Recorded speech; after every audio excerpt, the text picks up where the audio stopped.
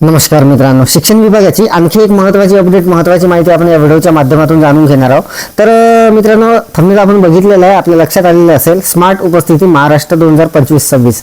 तर मित्रांनो, आपल्याला शासनाच्या आदेशानुसार स्वीपच्या ॲपवर आपल्याला विद्यार्थ्यांची जी उपस्थिती आहे ते दररोज नोंदवायची राहते ऑनलाईन।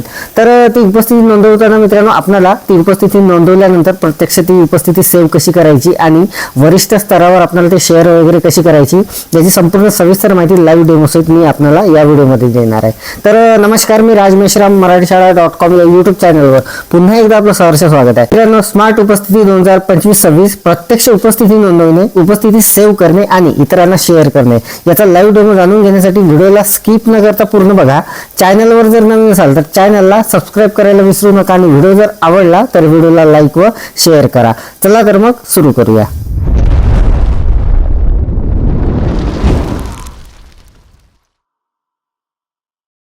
तर मित्रांनो बघा, मी माझ्या मोबाईलच्या स्विफ्टच्या ॲपमध्ये आलेला आहो। इथे बघा, इथे स्विफ्टच्या ॲपवर मी क्लिक केलेलं आहे आणि हे ॲप अशा पद्धतीने उघडणार आहे। या अगोदर बरेचसे व्हिडिओ आपण बघितलेला आहे, आपल्याला हे सर्व माहीत आहे। तर बघा, इथे सर्च बॉक्समध्ये मी स्मार्ट उपस्थिती टाईप करून घेतो, तिथे ते बोर्ड जे आहे ते तशा पद्धतीने आपल्याला दिसणार आहे, त्यावर आपण क्लिक करून घ्यायचं आहे। तर या अगोदर सुद्धा मित्रांनो याचा एक महत्त्वपूर्ण व्हिडिओ आपण बघितलेला होता आपल्या चॅनलवर।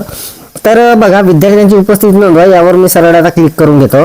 तिथे आपल्याला सिलेक्ट रिस्पॉन्स म्हणून असणार आहे, तिथे आपल्याला क्लिक करून घ्यायचं आहे। त्यावर क्लिक केल्यानंतर आपल्यासमोर वर्ग येणार आहे। जसे आता माझ्या शाळेचे 1 ते 7 चे वर्ग आलेले आहे, तर मी एकेका वर्गाची उपस्थिती इथे नोंदवून घेणार आहे। तर मित्रांनो बघा, आता पहिलीवर मी क्लिक केलेलं आहे, तिथे तुकडी येणार आहे, त्यावर क्लिक करून घ्यायचं आहे आणि त्यानंतर उपस्थिती नोंद करा अशी एक टॅब तिथे दिसणार आहे आपल्याला। तर बघा, उपस्थिती नोंद करा यावर आपल्याला आता क्लिक करून घ्यायचं आहे। यावर क्लिक केल्यानंतर संबंधित वर्गाचे मित्रांनो विद्यार्थ्यांची नावे आपल्या समोर येणार आहे अशा पद्धतीने आणि बाजूला बाय डिफॉल्ट तिथे उपस्थित जे टॅब असणार आहे ते अनेबल असणार आहे। जर तो विद्यार्थी मित्रांनो, एखादा विद्यार्थी जर उपस्थित नसेल किंवा म्हणजे गैरहजर असेल तर आपल्याला अनुपस्थित या टॅबवर क्लिक करून घ्यायचं आहे। तर बघा, माझ्याकडे आता पहिल्या वर्गाचे 5 विद्यार्थी आहे आणि तिथे एक विद्यार्थी जो असणार आहे तो अनुपस्थित आहे। तर त्याच्या बाजूला जे अनुपस्थित जे टॅब आहे त्यावर आपल्याला क्लिक करून घ्यायचं आहे। तर एक विद्यार्थी अनुपस्थित मी दाखवणार आहे, आता दाखल करा हे जे बटन असणार आहे खाली त्यावर आपल्याला क्लिक करून घ्यायचं आहे। यावर क्लिक केल्यानंतर मित्रांनो बघा, आपल्याला एक कन्फर्मेशन असणार आहे, 20 सेकंदामध्ये आपल्याला ते कन्फर्म करून घ्यायचं आहे। तर मी ते केलेलं आहे। आता पहिल्या वर्गाची जी उपस्थिती आहे ते लागलेली आहे। याच पद्धतीने मित्रांनो बघा, तिथे आता इयत्ता बदला म्हणून टॅब आहे, त्यावर क्लिक केल्यानंतर आता आपल्याला तिथे वर्ग बदलता येणार आहे। तर बघा, तिथे आता सिलेक्ट रिस्पॉन्स आहे, तिथे आता दुसरा वर्ग मी क्लिक करतो आणि तुकडी 1 असणार आहे आणि समोर जातो। तर बघा, तिथे आता उपस्थिती नोंद करायची टॅब आलेली आहे, त्यावर आपण क्लिक करून घ्यायचं आहे। तिथे क्लिक केल्याबरोबर आपल्यासमोर त्या वर्गातील सर्व विद्यार्थ्यांची नावे येणार आहे आणि तिथे बाय डिफॉल्ट ते सर्व उपस्थित दाखवणार आहे। तर आपल्याला जे गैरहजर विद्यार्थी आहे किंवा अनुपस्थित विद्यार्थी आहे त्यांच्या नावाच्या समोर त्या बटनवर त्याला टिक करून घ्यायचं आहे। तर बघा, जसं आता इथे एक विद्यार्थी अनुपस्थित आहे, त्याला मी अनुपस्थित केलेलं आहे आणि सर्व झाल्यानंतर तिथे दाखल करा यावर आपल्याला क्लिक करून घ्यायचं आहे। अगदी सहजपणे मित्रांनो आपली ही हाजरी लागणार आहे। तर बघा, आता मी वर्ग 3रा निवडून घेतो आणि अशाच पद्धतीने ती हाजरी संपूर्ण लावून घेतो। तर अशाच पद्धतीने मित्रांनो आपल्याला संपूर्ण जे काही वर्ग आहे आपल्याकडे आपल्या शाळेमध्ये त्या संपूर्ण वर्गातील विद्यार्थ्यांची जे हाजरी असणार आहे ते लावायची आहे आणि तिथे जतन करून घ्यायची आहे संपूर्ण। तर बघा, आता हे इयत्ता 3रीची झालेली आहे, आता इयत्ता 4थी मी घेतो आणि त्यानंतर इयत्ता 5वी 6वी 7वी। तर मित्रांनो बघा, आता इथे शेवटचा वर्ग जो आहे 7वा तो मी क्लिक करून घेतलेला आहे।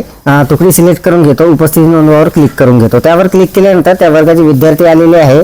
आता इथे संपूर्ण विद्यार्थी हजर आहे, तर जतन करा यावर मी क्लिक करून घेतो आणि हे जे आहे विद्यार्थ्यांची हजेरी हे आता संपूर्ण लागलेली आहे। तर अशा पद्धतीने मित्रांनो आपल्याला ऑनलाईन हजेरी इथे लावता येणार आहे। आता आपल्याला ही जी हजेरी असणार आहे ही शेअर करण्यासाठी अगोदर याला आपल्याला सेव्ह करावं लागणार आहे। तर सेव्ह कसं करायचं बघा, तर मित्रांनो बघा, हजेरी आपली घेऊन झालेली आहे. आता आपल्याला ही जी हजेरी आहे याची रिपोर्ट काढायची आहे. त्यासाठी बघा खाली जे बॉक्स आहे छोटे 4, त्यावर आपल्याला क्लिक करायचं आहे. त्यावर क्लिक केल्यानंतर त्यामध्ये पहिली टॅब असणार आहे अटेंडन्स स्टेटस म्हणून, त्यावर आपल्याला क्लिक करून घ्यायचं आहे. त्यावर क्लिक केल्यानंतर बघा मित्रांनो, आपल्यासमोर अशा पद्धतीचा इंटरफेस येणार आहे आणि तिथे दैनिक हजेरी म्हणून पुढे या टॅबवर क्लिक करायचं आहे आणि होय म्हणून. त्यानंतर बघा तिथे विद्यार्थ्यांची दैनिक हजेरी रिपोर्ट म्हणून येणार आहे टॅब, तिथे त्यावर क्लिक करायचं आहे. तर बघा तिथे दैनिक रिपोर्ट म्हणून आलेला आहे. त्यावर क्लिक केल्याबरोबर आपल्यासमोर आपण आजची जी हजेरी घेतलेली आहे त्याची रिपोर्ट अशा पद्धतीने येणार आहे. तर ही जी रिपोर्ट असणार आहे मित्रांनो, ही आपल्याला सेव्ह सुद्धा करता येणार आहे आणि सरळ कॉपी करून आपल्याला वरिष्ठ स्तरावर पाठवता सुद्धा येणार आहे. तर बघा इथे आपण क्लिक केल्यानंतर अशा पद्धतीची ही रिपोर्ट आपल्या समोर आलेली आहे आणि ही आपली रिपोर्ट असणार आहे आजची. जसं आजची हजेरी मी भरलेली आहे, तर ही रिपोर्ट आपल्याला मित्रांनो वरिष्ठ स्तरावर पाठवायची असते. तर यासाठी बघा त्या रिपोर्टवर मित्रांनो आपण प्रेस केल्याबरोबर तिथे 2 ऑप्शन येणार आहे आपल्या समोर. तर बघा यावर मी क्लिक करतो. तर बघा सेव्ह आणि कॉपीचा ऑप्शन येणार आहे. तर इथून आपण सेव्ह सुद्धा करू शकतो, कॉपी करू शकतो. कॉपी केलेला आहे मी आणि कॉपी करून आता वरिष्ठ स्तरावर म्हणजे आमच्या मुख्याध्यापकांना मी ती रिपोर्ट पाठवणार आहे. तर बघा तिथून आपल्याला संपूर्ण ऑप्शन येणार आहे शेअर करण्यासाठी आणि तिथून मी ही जी रिपोर्ट आहे ते तिथून कॉपी पेस्ट करून तिकडे पाठवणार आहे. तर कॉपी पेस्ट आपल्याला अगदी सहजपणे करता येणार आहे आणि ती व्हॉट्सअपद्वारे आपल्याला वरिष्ठ स्तरावर कुठेही पाठवता येणार आहे. दुसरी गोष्ट मित्रांनो, ही रिपोर्ट आपल्याला सेव्ह सुद्धा करता येणार आहे किंवा आपल्याला शेअर करण्यासाठी याचा स्क्रीनशॉट जरी काढला आपण तरी तो स्क्रीनशॉट आपल्याला शेअर करता येणार आहे. जर आपण सेव्ह केली तर आपल्याला वर जे 3 डॉट आहे त्यामध्ये आपल्याला ही जी रिपोर्ट असणार आहे ती सेव्ह रिपोर्टमध्ये आपल्याला पाहता येणार आहे. तर मित्रांनो बघा त्या रिपोर्टवर आपण क्लिक केल्यानंतर तिथे 2 ऑप्शन आलेले होते. आता आपण कॉपी करून बघितलेलं आहे, आता आपण त्याला सेव्ह करणार आहोत. सेव्ह केल्यानंतर बघा ही रिपोर्ट जी आहे ती आता सेव्ह झालेली आहे. तर आता आपल्याला ही रिपोर्ट बघण्यासाठी वर जे 3 डॉट आहे मित्रांनो त्यावर क्लिक करायचं आहे. सेव्ह मेसेजचा तिथे पहिलाच ऑप्शन असणार आहे.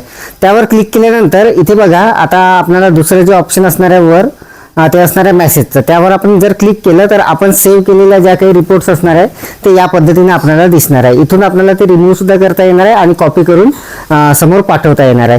तर मित्रांनो बघा याचा स्क्रीनशॉट काढून सुद्धा आपण शेअर करू शकता किंवा मग कॉपी करून डायरेक्ट ही संपूर्ण माहिती आपण पाठवू शकता.